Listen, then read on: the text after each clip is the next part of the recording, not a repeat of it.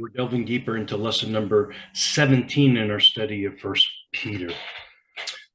Followers of Jesus are compelled by the Holy Spirit to be involved in some sort of ministry. Now, just think of ministry as loving on others. The Father calls you to a position of influence. Now, it's your choice to respond, your choice.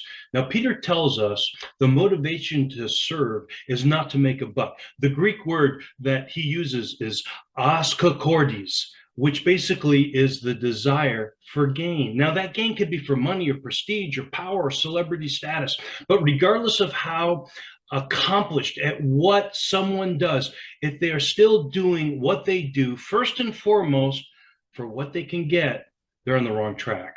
The godly influencer is not calculating what they can get out of it, Peter has written. The motivation for those under the lordship of Jesus is to do what they do out of love, giving the very love that God has lavished upon them away.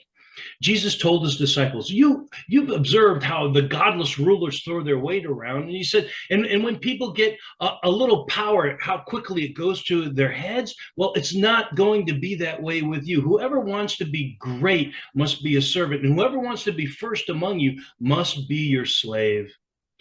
That is what the Son of Man has done. He came to serve, not to be served, and then to give away his life in exchange for many who are held hostage. Well, Peter took this instruction to heart, and he writes that as you minister, don't be a petty tyrant, not bossingly telling others what to do, but tenderly showing them the way. I mean, did Jesus ever tell someone, do this or else? No. He always showed them the way in which they should go and then left it up to the individual to decide. Jesus was not a tyrant king, and neither are those who serve him. Jesus is the good shepherd. His influence, his leaders, his elders, his ministers are to carry out their calling as shepherds. And the shepherd is known for his or her selflessness, her selfless care and sacrifice for those that they seek to influence.